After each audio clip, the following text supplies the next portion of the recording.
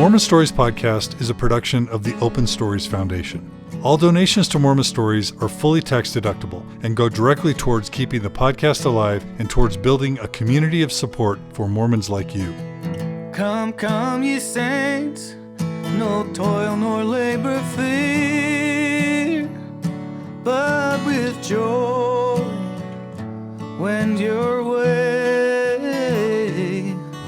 Jake, I don't think we need to dwell on which particular issue got you, Sure. really, but can you just sort of give us the narrative that you guys moved and... Yeah. So with Meg and I, by the end of the summer, we were pretty much on the same page as far as our feelings towards the church, as far as whether or not there's two things, is whether or not we were going to go, and then it kind of became whether or not we believed. Right. And I think ultimately we came to the same conclusion probably around September, October last year, where both of us, I think we were completely together in everything. Yeah. We took a little bit of a different path to get there, in a different pace. But for me too, the gay issue was, it may have been enough reason for me to leave the church, but it wasn't enough reason for me to not believe it. Right. And that's the distinction that I should make. So by the end of the summer, we were together, and we decided to move to Arizona because we had kind of an already built-in support group out there that we had kind of been cultivating over the summer. Yeah. And so it kind of became a logical place. So we ended up in Arizona. We'd lived there before, so we had friends, support, and I got a job. So that was kind of an easy transition, and so then we just kind of settled in Arizona. And like the first week we were there, I think we looked at each other and we were like, "Are we going to church?" And I think we said nope, and that was kind of it. Over the months, I had kind of debated. This is how I think. I'm thinking, what if there's a 14-year-old kid there who's gay, who's feeling suicidal and needs that person to support? And that was like the only reason I could think of why I wanted to go to church. But it wasn't, but I didn't know if that existed or not, and it wasn't enough for me to kind of open up, to bring this kind of unhealthy thing back into our lives. We have a child to protect as well. Yeah. It was like, I didn't want to throw John, and I wasn't saying I want to bring John to church, but I didn't know if I just wanted to bring that. We'd kind of just walked away from it, and I felt like we need to kind of get on our own 2 feet, on our own 4 feet, I guess, and make sure our family, we know where we are before we really try to go out and do something like that. And I hear that about wanting to stay to help others, and I really, I've been well known to encourage fence sitters to stay, if for nothing else, to help the LGBT people. Everybody was telling us to do that. And we need you to stay. We need you to stay. And I do encourage a lot of people to stay, but I think I can only encourage the fence sitters to stay. I can't really encourage someone who is really truly no longer getting at least something there. I can't encourage those people to stay, or who feel like there's harm being done to them by staying. So I really hope more people will stay. I hope that becomes possible for more people if the church culture changes, even if no doctrine changes. But I can't say it's right for everybody, and I don't. Even on that front, even if it's only for the sake of others, every person who can be there is a help. But I also realize that people have to choose where they're going to fight their battles. But you guys have gone on to fight battles for the LGBT community since then. I mean, maybe you can talk a little bit about what you're doing, what you've been doing. I mean, you've even been involved in the Mormon LGBT activism from your place, and I realize that you've been doing this while you've also been going through your own transition sort of out of the church, which can be kind of awkward, and it's also awkward for me. I'm someone who's well known to be outside the church, but I'm fighting an issue. I'm actually sort of fighting side by side with active Mormons who they are in the church, and it's their church really to change, and it's mine just to help out how I can, right? I mean, it's not my church now. I mean, I was raised there, it's my heritage, but so maybe you guys could speak to how this evolution has happened for you, both in your lives and in your activism, because you have remained a strong LGBT activist. So I'll start with that, and then... Sure. I guess I started in activism within the LDS community for LGBT people just because it's my language and I understand, I can understand, I can really know why they feel so devastated, what the doctrine does to them, or, what they must be going through, losing your baptismal covenants, your eternal family, all of those things. So I feel like I could have a good conversation with that. So we got involved in affirmation, Gay Mormon Stories, No More Strangers, All Arizona. We just jumped into all these groups, and we blogged, and we did events. We marched in Pride. I did a fundraiser last year for affirmation too, and we could choose a facility or choose something in our community, some people to help in our community. So we looked in our All Arizona group, an affirmation group. We looked into 1 in 10. It's they have halfway houses for homeless LGBT kids, and they give them meals a day and do character building skills and just kind of provide mentorship. They also have their own high school, so they're in need of stuff. And so we our LDS community got together, and we did a fundraiser, the supporting something that isn't LDS based, but it's in our community, so we did that.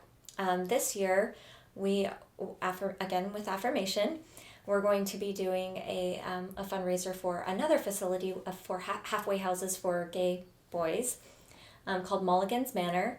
And they are desperate for materials and clothes and shoes. You can imagine how fast they go through shoes.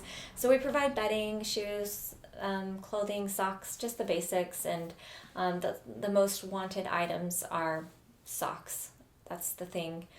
I can imagine if you don't have a home or a couch to sit on all day, you wear through your socks pretty fast. Yeah. So yeah, we stay really active in our LDS community. When people ask me, are you still active? I say, of course, I'm totally active in the Mormon church. I mean, I don't go to church on Sunday, and my faith has wavered. I don't have a belief system in the faith, but I'm so active with my Mormon people. Right. So to me, it feels like I'm the most active I've ever been. Because you're involved in a LDS, LGBT activism, and this is still a Mormon cause, even though it's not a Mormon sponsored thing. It's certainly not Mormon sponsored, but you're devoting as much of your life to that as you were ever devoting to the church. And you're representing yourself as Mormons. I mean, you've got 15 Mormons bringing clothes and supplies to this halfway house. And they always want to know, well, who are you with? I'm like, what do you say? We're an unorthodox, non-believing Mormons, and what do you say? We're Mormons. I do still feel Mormon, and like you said, it's your heritage. It's what you were raised with, and it's just a little over a year ago that I was active participating. So, I don't know if I'll ever get to a point where I can separate the Mormon and the Meg. I don't know, but I still feel like they're all intertwined. Just just little things that you just grow up with. You can't. Yeah. I'm sure maybe they will unwind themselves eventually. Maybe I don't know, but if somebody asks me if I'm Mormon, I'll say that I'm Mormon, but that I'm not practicing. Yeah. Mormon. So you kind of lose your culture and your community and all of that. I wish there was more space for non-believing Mormons, because it is your people, it's your culture, it's your neighbors, it's your friends, and maybe that we could have like a discussion in the church building about still maintaining your community and your friendships, but have teach more honest history. Just be a little more open and honest about historical transparency. Well, even just the way the Mormon community is set up socially, it creates a way of excluding anyone who's not fully active. Yeah. But it doesn't have to be that way. It doesn't. They could create a space and social life and a structure that it was inclusive of former believers, and I think it'd be wonderful if we could all feel as if we're part of this community, this Mormon community. It's not that way now. We certainly feel like, when we're not an active member, there's us and them, and anyone who's even a little bit inactive is already a them. That's kind of this sad reality with how the Mormon society works, but. And as a whole, I mean, of course, you have some really super awesome wards and out in and exceptions to that. San Francisco. Yeah, there's always exceptions to that, and everybody would probably like to believe that they are the most accepting ward ever. But I mean, as an outsider now, it's really kind of hard. It's really sad to go through that, and I feel like I'm still the same person. I'm still Meg. Yeah. I still have all the same hopes and dreams. I still love to hold babies and hug trees, or I feel like once my whole being and whole life was so wrapped up into the church, it was all encompassing. So when that was taken from me, and I don't feel like I walked away, I felt like it was a death. It was something that I had to mourn, and it was taken from me, and so I kind of had to do like a body check. Like I almost physically checked. I was like, okay, you feel like jarred, and then you're like, okay, I still love to read books. I still, you have to kind of go through and see who you still are. It feels like an identity crisis almost. Yeah. But I'm pleasantly surprised to know that I'm still me, and I'm still a good person, and I still have high morals, and I want good things for people. I just want to make the world better. I do my little part. But yeah, we are actively involved in LGBT rights and activism, especially like politically in Arizona. I was very involved in fighting against SB 1062. Where they were trying to make it a protected right to discriminate against gay people, basically, was what they were trying to do, yeah. Yeah, and I took John down to the courthouse that day when they were voting on it, because I thought, if I had a chance to speak, I'm going to speak. And I wanted John to see that people will fight for his rights.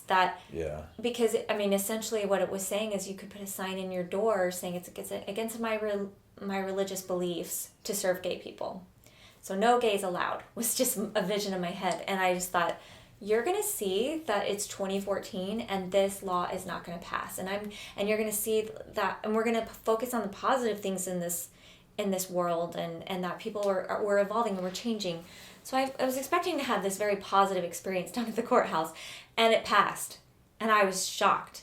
And I was just sitting there shocked, and I just looked at my son and I said, I am so sorry. I'm so sorry. And he said, what does this mean? Like, I can't like go into a store if they don't serve gay people, and what does that mean, Mom? And obviously it's easier to hide if you're gay or not. You can go into a store and you don't have to disclose that information. Yeah. I mean, we're not marked. You could be evicted from your home You could lose your job. There were medical professionals can refuse to treat you. Mm-hmm. Like I have an equality sticker on the back of my car. If I was in a car accident, they would be well within the law to not treat me, whether they knew. Well, fortunately, the law ended up getting vetoed by. Yes, the law was vetoed, but at that moment, I had to like look at my child and say, I'm so sorry. I was shocked, and he was shocked. He'd never been faced with anything like that before, and anybody that's faced with discrimination will say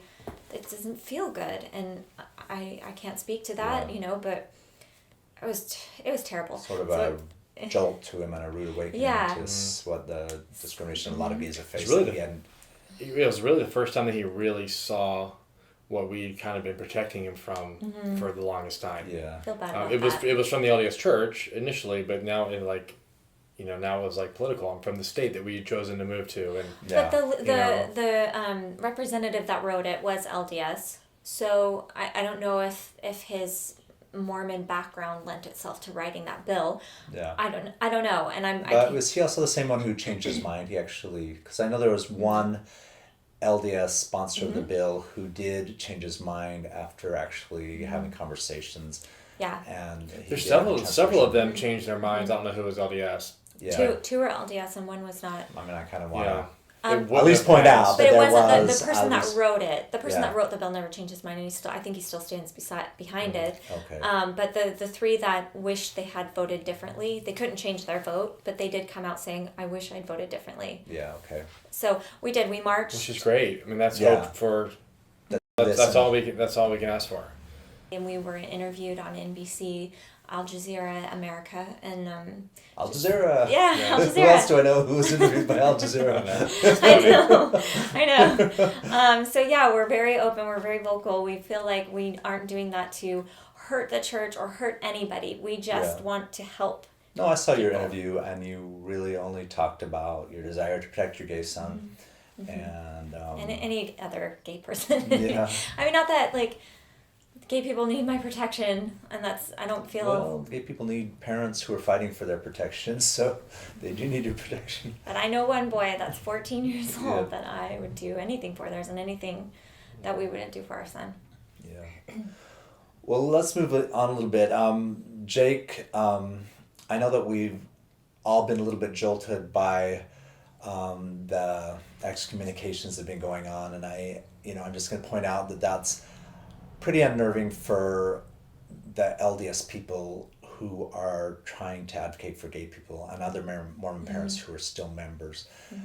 Because when they see someone get excommunicated for expressing their ideas or hearing that they're losing their recommends, that makes it even harder for them to come on board when they're needed.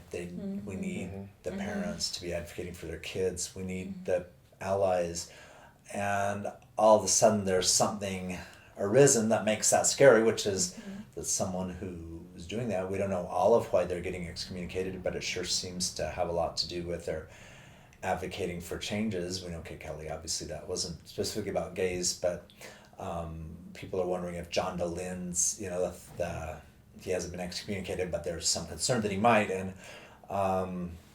so, I just want you to talk about what your response to that was, and which I know about, but I want you to explain it. And since it's controversial, I want to get a chance for you to kind of point out your rationale and your belief behind that. Okay. What I should say from the very, very beginning, I mean, as soon as when we wrote kind of a coming out letter for John, where we came out everywhere, like on Facebook, and we did it all at once. I mean, he didn't want to have to come out to this group of friends and then this set of family members and these people like over and over the next 6 months, and we kind of debated how do we do this, and so we did it on Facebook. One time, everybody knew.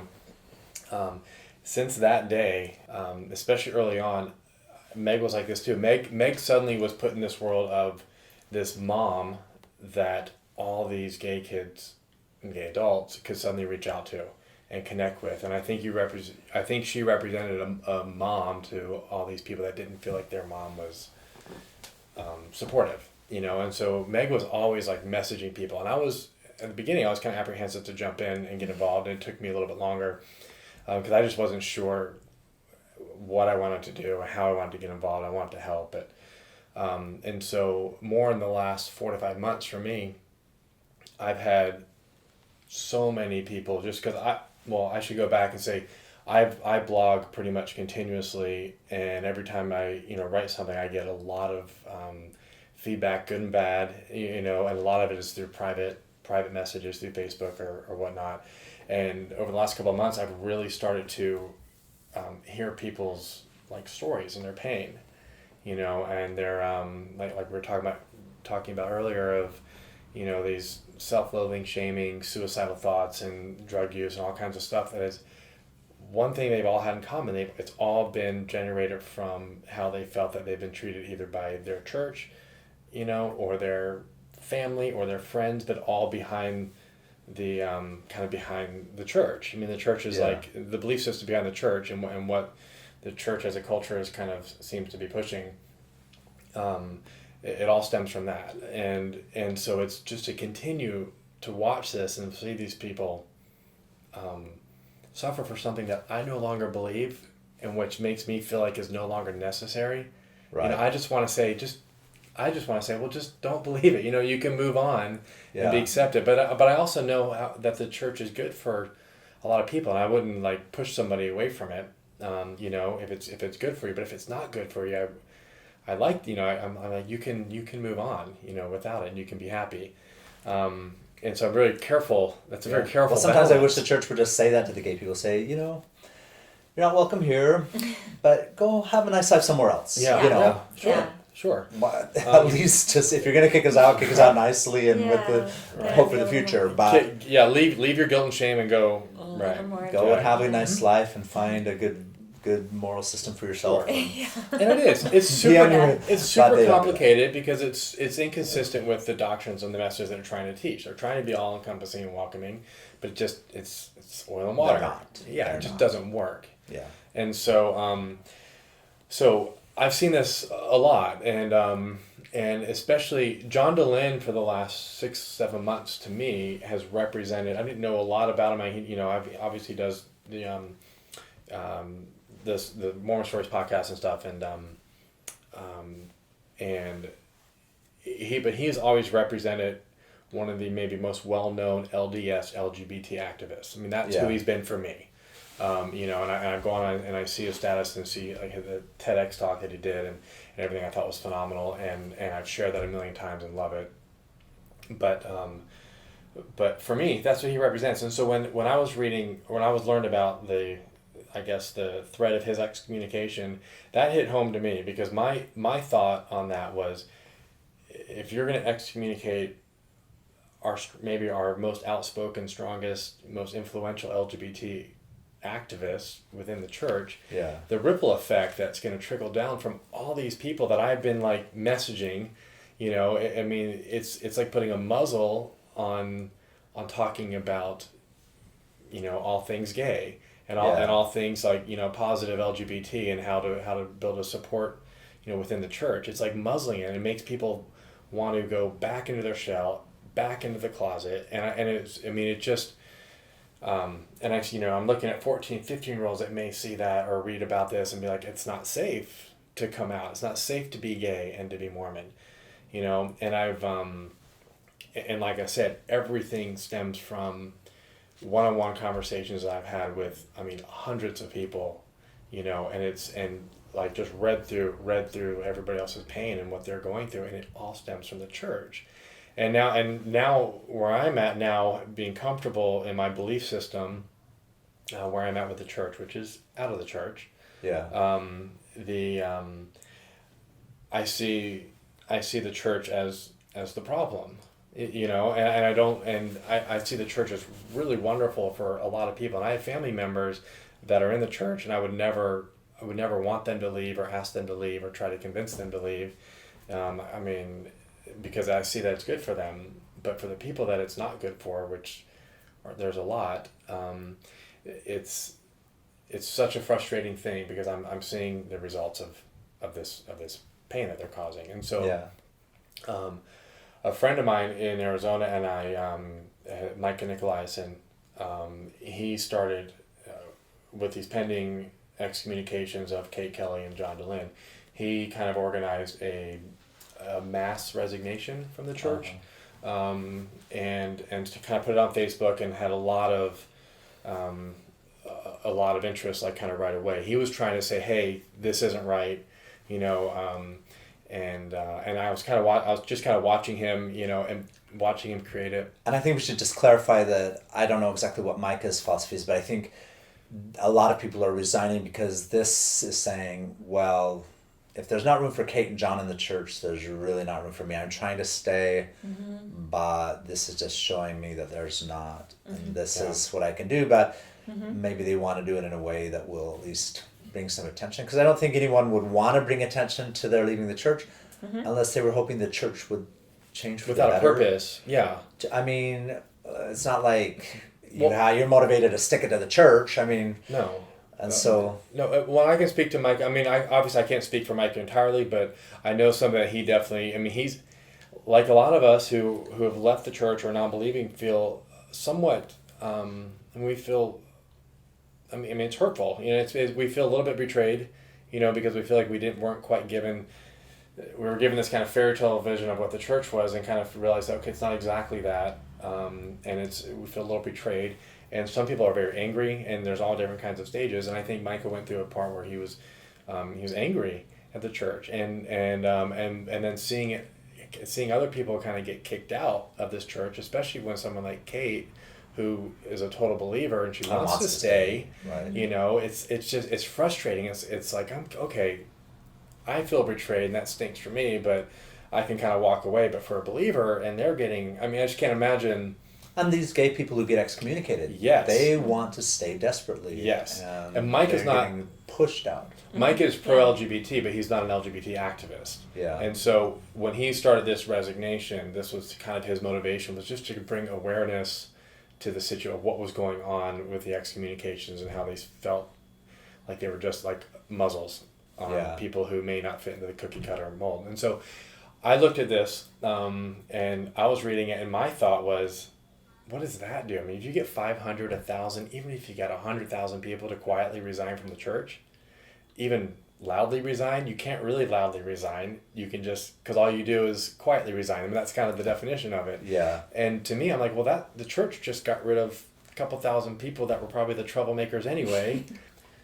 So I felt that a mass resignation wasn't going to be a powerful enough message. And so I was reading, he was organizing on Facebook, and I was reading over it, and I had the thought, what if we did, how can we make a bigger message? And I thought, well, in the church, when you sin or you do something wrong, I mean, part of the repentance process is we're supposed to come forward and confess, for certain levels of sin. Yeah. Obviously, if they're going to excommunicate Kate Kelly for something that we're all doing, then obviously that is a sin that needs to be confessed. And so I was kind of playing with this idea in my head, saying, well, I should have a disciplinary council as well. Yeah. So should Micah. So should 8,000 other people. 800,000 other people. We all think the same thing. We're all doing the same thing. And it seems so inconsistent. Thinking back to a gay person in one city getting excommunicated for just being gay, or just having the thoughts, or being SSA, as they say. And then another gay couple who's welcome into their ward and they're not excommunicated. Yeah. And it just seems so inconsistent. And I feel like how can we help make a difference and make a change to help bring consistency to acceptance, if you will. And so I kind of had the idea is, what if we all request a disciplinary council? Because in a disciplinary council, I'll have an audience of 15 people, the stake president and the high councilman, and I look at it as I have a voice with 15 people, where I can obviously express some of my concerns. And for me specifically, where this is where Mike and I differ on this idea, is for me, it's about helping the culture of the church to stop contributing to these suicidal thoughts that these kids are having and adults are having and everything. And if I can sit in front of a council and I can tell one story about one person, and that one person of the 15 people can kind of see it, and they go back to their ward, and there's a kid in their ward or an adult in their ward, and that makes a difference, and that person can be there for that individual, and to help them just be just a little bit less suicidal. And if it saves one life in my stake, multiply that by however many other people do the same kind of thing, the amount of impact that I feel like we can make. And so this is what I'm thinking in my head. And I reached out to Micah, and I kind of pitched him on the idea, and in less than 24 hours we were full throttle with this. And we realized that at face value, this is going to be taken as these apostates kind of going up there causing problems. They just hate the church. They're trying to be problematic. Yeah, I think some people look at it as being a very anti-Mormon sort of action. And I can see how it would look that way, but it kind of depends. And I think there are probably people that may be involved in it that may treat it that way. Yeah. They may just want to kind of cause problems, but that's not why it exists. And Micah wants, like I do, kind of wants to hold the church accountable for some of the stuff that they're doing. And this is a way to do it. And it's certainly not for everybody. A disciplinary council is a very personal thing and a personal choice to actually want to even go through. Yeah. And it's, I can imagine as a non-believing Mormon, that's not that big of a deal to me. I'm definitely looking there more to kind of help educate, if I'm honest, and help try to make a change within the culture the best I can. But for a believing Mormon, that's going to do it. And I know many who are. My hat's off to them because they're putting everything on the line. So are there some believing Mormons who are Definitely who are joining that action? Definitely. Okay. Those are the ones I really, I don't know if I say I have a lot of respect for, but I'm blown away by. I have respect for them. Yeah. They're putting things on the line for their what conscience. what they believe in, and so and even I know the ordained women movement. I know they looked at it a little bit as not a really good reaction. I don't think Kate wanted anything to do with it, and I just want to make it very clear that Kate has nothing to do with it. Neither does John. Yeah. But their activism and their being public figures is what has really prompted Mike and I to kind of act forward. Yeah. And do this. Well, I'm assuming. I obviously anyone who participates there might have different reasons for doing so, but when I look at it. From the perspective I might have, to me, I think the excommunication procedure is problematic, and just the fact that they excommunicate people now in this day and age, it's really I've never heard of anyone. There's out there people showing, yes, it was a loving thing, it brought me back to God, but no, most people who get excommunicated never come back to the church. It actually ends up being the last straw. And it ends up feeling very abusive and very traumatic.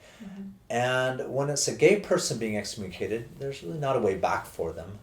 And so from my viewpoint, I would like to see them stop excommunicating altogether. And I think the church could stop excommunications. And I think they could find another way of helping people repent, or a different process at least. Right. If someone wants to go through a process where they have a chance to be rebaptized, I think they can find a way for people to sign on if that's what they want, but not force it on people. I agree. Not force people out. So to me, it'd be a win if people aren't excommunicated. If none of the people who signed up for the Strangers in Zion cause, if none of them get excommunicated, I go, hooray, we have all these bishops who are seeing that these are people they want in their church, they want in their communities, they want people to be conversing in. That would be, I wish they wouldn't have excommunicated Kate, obviously. I hope they don't excommunicate John. But to me, it'd be, the biggest win would be if none of you guys get excommunicated. Right. On the other hand. Well, that's I know that's one of Micah's with you on that. I think he's very against the excommunication idea. Yeah. I'm not a big fan of it, but even that has little to do with my motivation. That's not your motivation. That's not my thing. I recently did a interview for the Washington Post where they're asking me about that, and they're asking about John DeLynn, and they asked me if I thought he should be excommunicated, and I'm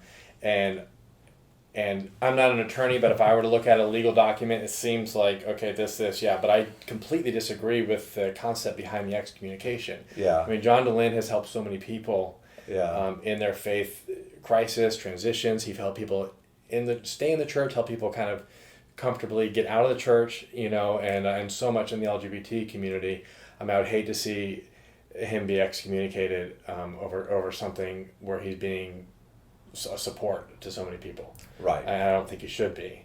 But the way you were quoted made it sound like you supported him. Absolutely. And it was more of I was referencing the way that the church is handling things versus how John... Or how, according to their rules. Correct. Their current rules. And that speaks to what you were just saying, is I would like to see those changed, even though that's not my major platform here. But, so I have a... but let's just clarify, your platform is really, you're feeling fed up with the mistreatment of gay people. And I wrote in our blog a couple of weeks ago, kind of an explanation of what we're talking about right now, of why I was part of starting this movement, and at the end of it, over the next 24 hours, the people that kind of reached out to me privately, and just it was like I was suddenly like on the other end of a suicide hotline. And it was, and I'm not equipped, I'm not trained, and I'm getting people just pouring their souls out to me because I think they suddenly realize that I'm a safe person, because I'm obviously anti-gay suicide, which seems like everybody should be, but obviously, I mean, people aren't safe; they don't feel comfortable talking with everyone. And but they saw that you're willing to go on the line and suffer some of the consequences. Obviously, not in a full way, and you're not trying to keep your membership, regardless. But your statement is that you're willing to stand there and suffer the process that your gay brothers and sisters suffer when they're disciplined by the church. And what one person told me is they wrote me a book. I got their whole life pretty much, and they said that it was amazing to them that there was somebody out there who had never met them, that was willing to basically put everything on the line for them and their life, and it's just, and I'm reading stuff like that, and it's, I mean, that's not a demotivator, that's a motivator, I'm like, if we can try to make a little bit of change somehow within the church, within the culture, I mean, you literally can save lives. And the very next message I got was from somebody else who said that I wrote my blog on a Thursday, and they said, there's somebody in our ward that I wish I could have shown your blog or your post to their parents last week, because their son just killed themselves on Monday.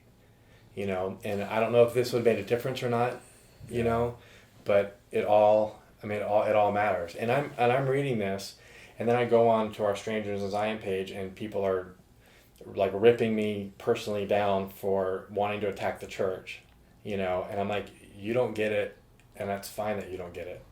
I mean, you don't have to get it, but I'm going to do what I can do to help stop this. And it's, and it's not, Jake's not recommending everybody do this. Like, for me personally, a disciplinary council would feel abusive. I have no interest in going through a disciplinary council.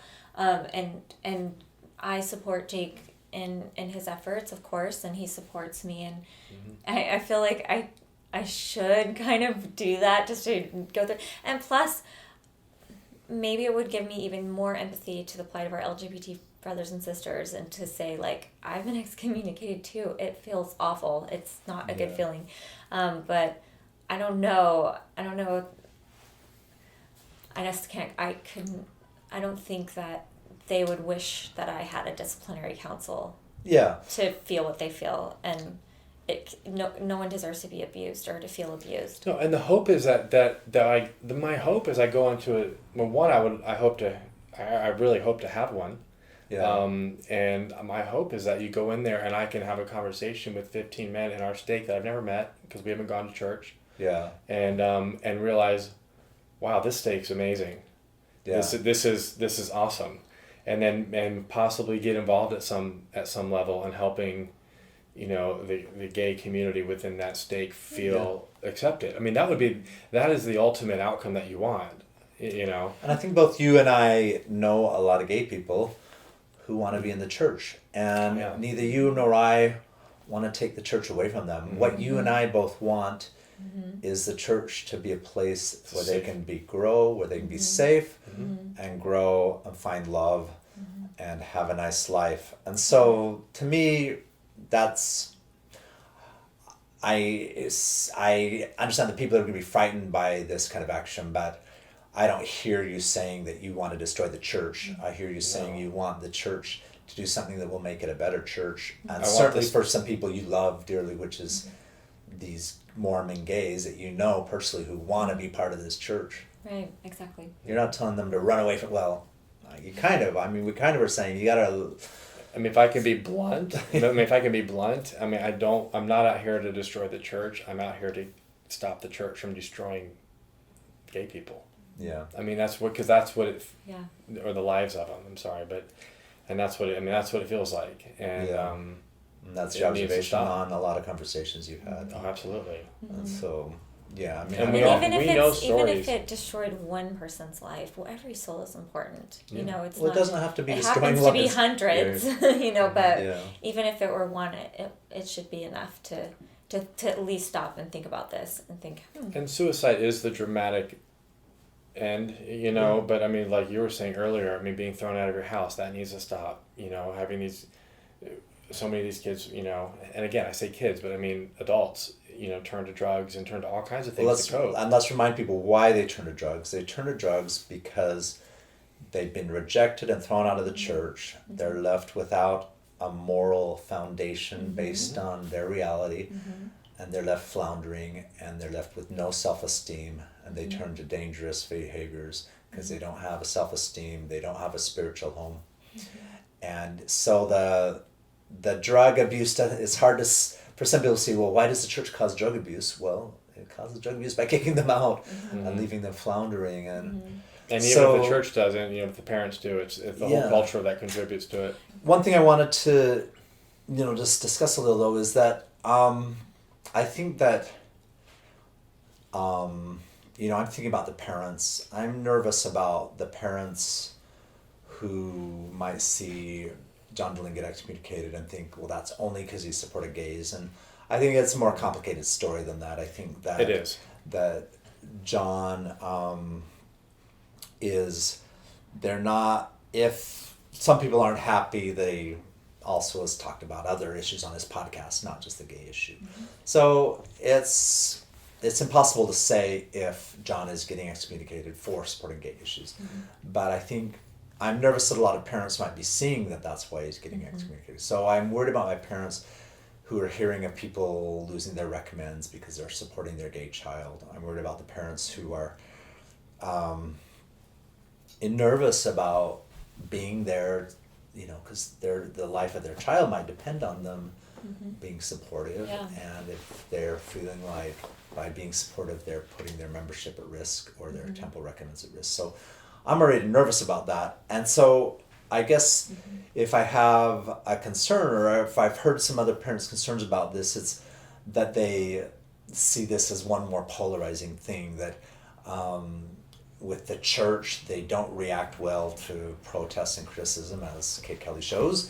They work best with behind the scenes working, and the idea is to work in a way that's more polite, and as their publicist said, the church PR person said, she's got excommunicated because of her tone. Now I don't know if mm-hmm. that's true. I mean, obviously I she's not listened to that podcast, but she did say that, and so people are hearing, are we doing with this right tone? So I guess I could see why parents might be nervous about something polarizing, but you're also telling me that you've got believing members who are putting themselves to this process. So this is not people trying to tear down the church. No. But this is people who are definitely putting something online to bring attention to the church leaders, because mm-hmm. this is a message to them, right? I mean, I'm not sure who else you would be talking to by doing this, but mm-hmm. Do you have some sort of response to that, as to the nervous parent who believes in the church, it's important to them, they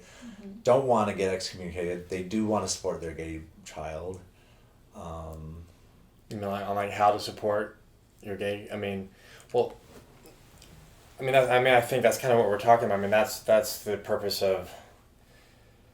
That's the big thing. It's like, no, I don't think people don't know how to love, or maybe how to show love. Or maybe they know, but the way they think.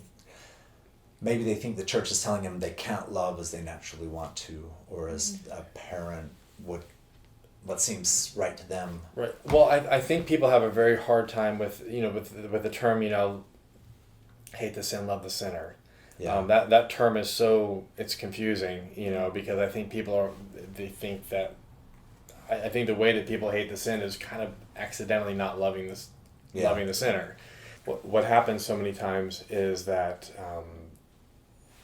that the parent becomes more pushy, or more throwing the church more down like the throat of the gay kid. Yeah. Read your scriptures more, do this more.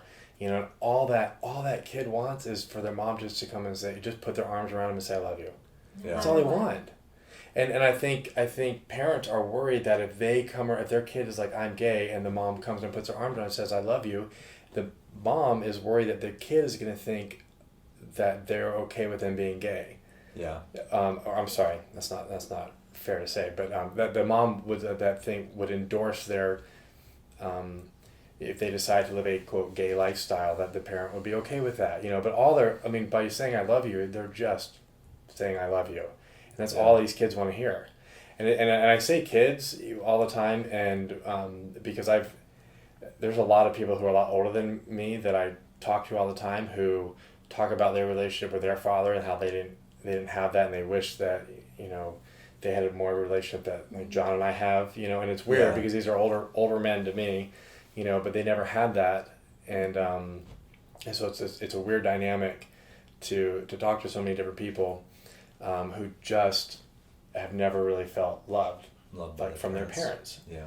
Interestingly enough, I just want to point out Caitlin Ryan, who heads up the Family Acceptance Project, and she helped co-write she just does the Family Acceptance Project. What she noticed from parents of Mormon families is that they feel like they are loving their kid, and it hurts them to that their child hurts, but this is how they show love. They are loving them by helping them overcome this what they feel like may be an overcomable issue. Yeah. It's a really interesting thing. I don't think that these parents don't love their kids. Right. Yeah. Yeah, but they feel like the way they're showing their love isn't healthy for the child. Yeah. I mean, you frame the perspective this way. They're told by the church that now if their child acts on their homosexual feelings, they're lost to God, right? Mm-hmm. They're lost to the family. Mm-hmm. So therefore, if we love them, we need to keep them from acting on their homosexual feelings. Right. Okay, so yeah, it's natural to arrive at, we need to do whatever we can to prevent that. Mm-hmm. And so if you should never compare homosexuality to using drugs, but since it happens all the time, I'm just going to do that. Don't. If you're using heroin, how do you best help a heroin user? Well, it's hard to say. You don't give them heroin, right? Mm-hmm. But if you come to a point where you realize that nothing you do is going to impact whether they use heroin or not, do you just love them? Do you kick them out? I mean, sometimes if you're giving them money and they're buying heroin with it, you don't. But should you stop talking to them or withdraw all love from them? Of course not. Now, the difference with gay people is that these measures don't take away their homosexuality. In fact, most gay people, regardless, they end up choosing same-sex relationships. Mm-hmm. And there's virtually no parent's action that has kept someone from acting on their homosexuality. And so the only impact of throwing them out and doing this tough love is that it leads them to suicide and leads them to be separate from the family and makes it harder for them to ever reconcile with the church if that's what they want to do. Yeah. And so it's really, people have to realize that the tough love doesn't work there. It's never going to work. It never has worked. Mm-hmm. That you just have to let go of the judgment, let the gay person make their decision, and love them. And so that's sort of my soapbox about that. But that's how it is different from drug and alcohol abuse or some other thing that in the eyes of you or your religion equals a big sin. Now, I hope that the church will kind of someday take a look at what same-sex marriage is and might rethink what's really so immoral about two guys or two women, committing to each other, whether that is really so terrible, as there seem to be. They don't say that right out, but they seem to imply that once in a while, and that's what most Mormons believe. So hopefully that's going to evolve, but even if that doesn't evolve, what about just not judging and loving, because the fruits of that is that you don't have a dead son on your doorstep, you're not attending his funeral, you don't have him on the street, you don't have him using drugs, you don't have him infecting himself with HIV because of his very low self-esteem, you don't have him hating God and hating the church, you have him anyway.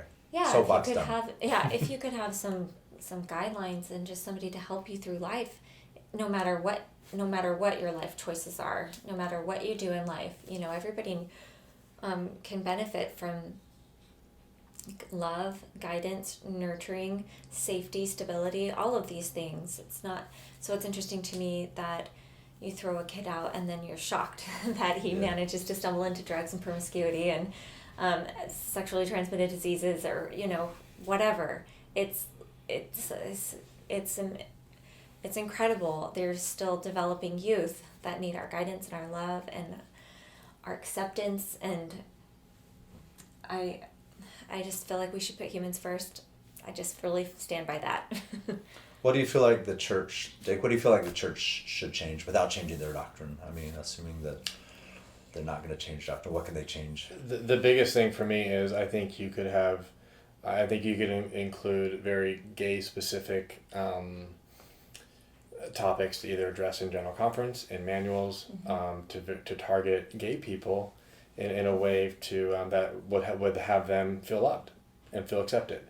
Because right now all the rhetoric is negative. It's all don't. There are no do's, and I think there need to be, what do you do? How do you treat this gay individual that's coming to church? How do you show them that you love them? How do you do this? Also, like, maybe level the playing field, so we allow holding hands and dating and.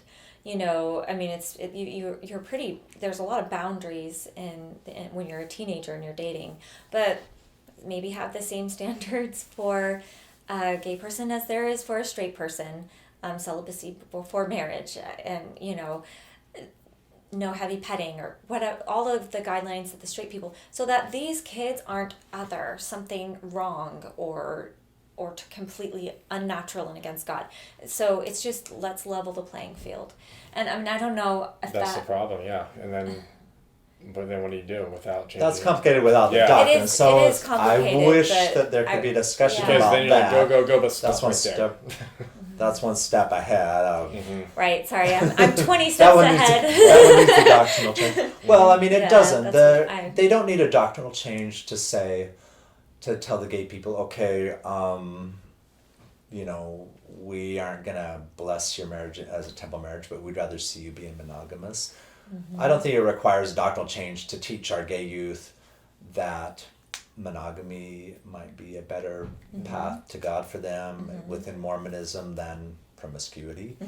That they should take advantage of whatever's available to them. If that's gay marriage, if that's going to promote them monogamy, they should just take whatever the law allows them to live the most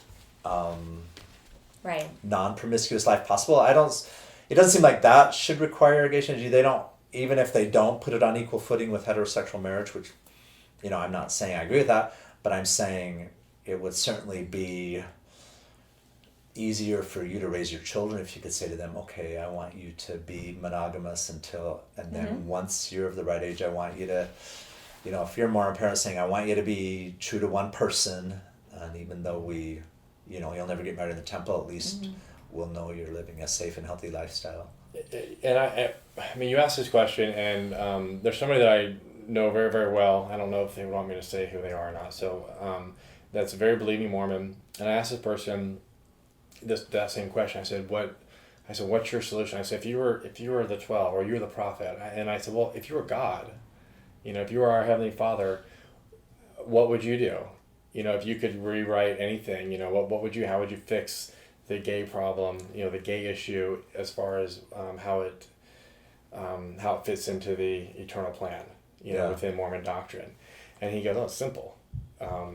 He was like, it's really simple. I was like, oh, and I'm like waiting for this. I'm like, oh, I'm excited for this answer. And he goes, you don't make gay people. And the point was, he wasn't being anti-gay. He was just saying it's a problem. It doesn't fit. He's like, you can't. You have to change doctrine. You have to change what's already there for it to fit, because right now it doesn't make sense, and it's a problem, and I think it's a problem that the church is facing right now. Yeah. But it was shocking to kind of hear him say that, but that was his solution. I was like, okay, I guess that would be a solution, but he wasn't. Obviously, he's not God, so how did he put it in the church? And of course, he wasn't saying he didn't want gay people not to exist. He was just saying this is a major problem. And since we have gay people, then you have to change the doctrine, as being like the only really way to make it work. Let's not say change the doctrine, but let's put it in the terms of Mormons, which is it's sort of evolve the doctrine by revelation. And I hope we don't have more gay people doing the ordained women thing, asking them to pray about it, but I sure hope they're praying about it.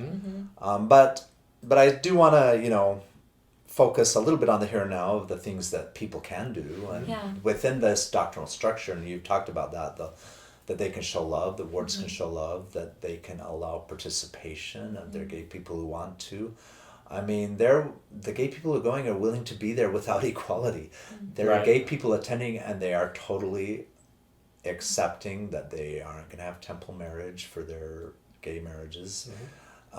And they're just asking for the crumbs, but they're not even being given the crumbs. Yeah. So, I mean,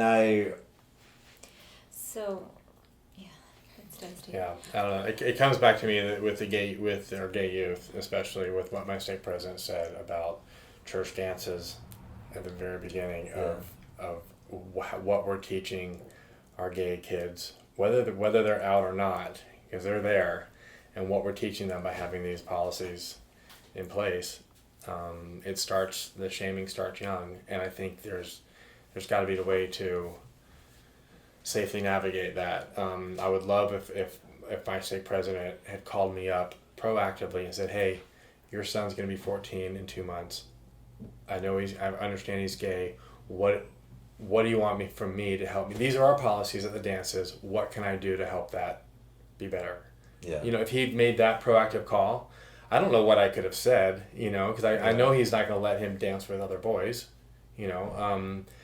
but if he'd given me the opportunity to have that conversation, that just would have been such a much more comfortable environment, and I wouldn't have felt as nervous or scared to have John at church, knowing there was a stake presence that's like, I don't know what to do, but what you tell me what to do, Yeah. And then obviously it's still his choice, but get input from you. Yeah, or at least be empathetic to what your son's going through and what you're going instead through. of just saying, "Oh yeah, we're no temple recommended, and we're gonna keep showing all 28 of you." I mean, it's just he doesn't have to worry about the problem of what to do with John or you anymore, does he? Also, that solved his problem. That was. I know you make light of it, but we know several gay teens back there, and who are in that state. It's still a problem. And they're just not. It's still there, and it's and so. What can we do? And I have a close friend who, somebody that I didn't know. Well, I knew his family, but he's sending a letter to request a disciplinary council in that stake. And so I'm really curious to see kind of what happens there. Yeah. And he's a very pro-LGBT individual, so that's exciting to me a little bit to know, because I'm going to know a lot of these 15 himself people. On the line. Yeah, and he's a fringy kind of semi-believer. He still believes a little. Yeah. But he's going to be in front of. Hopefully he'll be in front of 15 people, and I'll probably know 10 of them. Yeah. And they'll know us. And they'll know John, and so hopefully that one little thing to speak to strangers in Zion, that one little thing could make a difference back in that stake and could help the 3 individuals that we know who are youth right now, who are gay in that stake and who aren't out. Yeah. It can help make their lives easier. So, it's encouraging. I'd also just, talking about that, but we kind of got sidetracked a little bit. But I was wanting to just kind of give a little bit of encouragement to, if a parent's watching this and kind of doesn't know how to handle this, that I always say this, but I always feel bad for people that don't have gay kids. Just find the joy, just find the happiness. See that your child can be happy and find joy in that, instead of being devastated about what the child that you thought you had, or the expectations that you have. Love the child that you have unconditionally, and your life will change in amazing ways. Jake and I, our family is closer than ever. We're so fortunate to have John, obviously, and our relationship is stronger. It's interesting. Putting family first is what the church asks of you, and that's what we did. And yes, it did take us away from the church. But we know, ironically enough, but we also know plenty of parents of gay kids who are in the church, and they make that work. And so just because you love your gay kid, don't that doesn't mean that you're going to come and be like us. And I'm working. I'm interacting with lots of parents who are in the church, and And I've been really struck with how many parents are doing the right thing and how they feel troubled about it, but they are choosing the right thing for their kid. They're loving their kids unconditionally. They're choosing their health. They really want to see the church in the good light. They really want to stay active. They would never join Strangers in Zion. Sure. I don't want them to. I want them to stay in the church. I don't want them to have a faith crisis. Some of them are going to. I don't want them to. I wish that I didn't see that in the future. But a lot of them will come out. Some will come out on the side where you guys did. Others will come out on the side and stay. I really want to, root for those who are able to stay. And I also, not because I'm criticizing you, but because I really just want the church to change, and some parents need to stay there in order to save the lives of some of the kids in their wards and stakes. And so I just hope that some of the people listening will be able to hear your story, but take from it, that this isn't their inevitability. Right, exactly. And we certainly support those parents of gay kids or gay relatives who want to stay in the church. I mean, we don't have to be in it to obviously show support. Completely. Right. If you're going to stay, if you're going to go, really what it all boils down to is just be there for your child and love them no matter what. I can imagine what John would be like if we'd not been accepting of him right now. I don't want to. I don't want to think about that. Nope. He's such a happy kid, and he's got everything going for him. So happy, well adjusted. I don't want he's him not spiraling wildly out of control. Yeah, I don't want him sending messages like the ones that I get to somebody else. Right. I mean, that's like a horrible thought. Yeah. Oh, right. If he couldn't reach to me, and he's messaging somebody else because they happen to love their kid, and he wants that relationship with that person. Yeah, that's just sad. And me too. I just get messages all the time from tortured souls. I just don't. I didn't have that experience myself, but I just see so many people where they just spend so much of their time tortured. Yeah. Because they can't come to a place of happiness, and they can't use their religion to move forward. Yeah. They try and they can't. Yeah, and I should say that, I mean, as many sad and frustrating messages and painful messages that I get, and there are so many that are positive. I mean, so many. Your brother texted me yesterday. My brother? Sam. Okay. And, your brother texted me yesterday, and he had just a really positive message. It was something I needed to hear. Okay. And he had no idea. And, but those kinds of things, I mean, him messaging me in a positive light helps me continue to want to do, what we're doing. And so, because if it was all negative, it would be really hard. Yeah. Hard to go. I would want to disappear. And so. Well, I'm really glad we had a chance to bring this out. I like I say, I know that this action's controversial. I know that when you're involved in activism, that you're open to criticism from a lot of sides, and some people might totally disagree with you. For all I know, they might be right. For all I know, they might be wrong. I can't know which is the best way to impact change. There's people who think we should do it all behind the scenes, do it nicely, and there's other people who think we just have to be out there and be as loud and angry as we can. And I just can't say which is right, so I just have to assume that we need all of the above. And I'm with you guys on one thing, is that I'm not inside the church, but I really love Mormons, and I really want the gay Mormons. I see these young kids who are 25 years old. They're coming home from their missions. They're 22, 23, 24. They are so Mormon. They're these happy young men, and they just get hit over the head with a hammer, and they just, all they want is just to have their happy Mormon life, and they can't, and they're not even given any chance of doing it. And they're starting to create a space. Affirmation is creating a great space for some of these guys, and they're able to sort of hang on to their Mormonism and hang on to their values and find an affirming place. But I want them to stay Mormon. I want them to be welcome there. I want the church to invite them. I want the church to be a wonderful, healthy place for them. And so I hope that, for better or for worse, that what I do, what you do will help promote that for them, even if it's not for me, if it's not for your son now in Mormonism.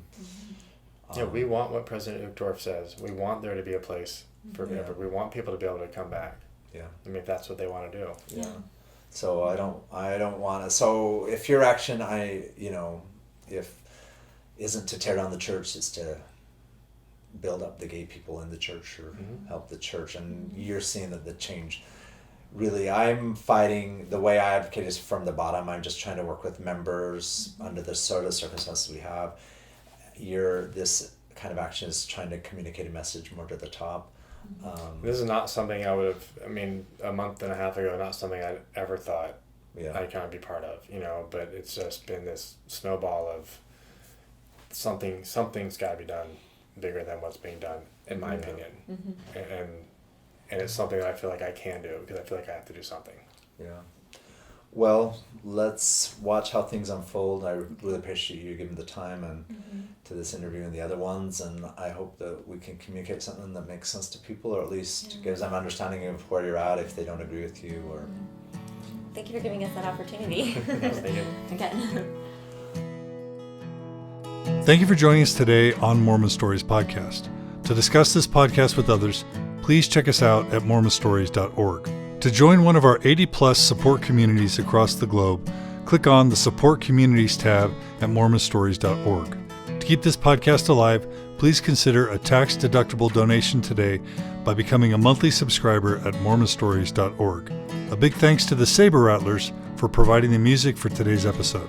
The Mormon Stories logo was generously donated by StudioCase.com. Come, ye saints, no toil nor labor fear, but with joy wend your way. Though hard to you this journey may appear, grace shall be as your day. 'Tis better far for us to strive our useless cares from us to drive to the sand joy. Your hearts will swell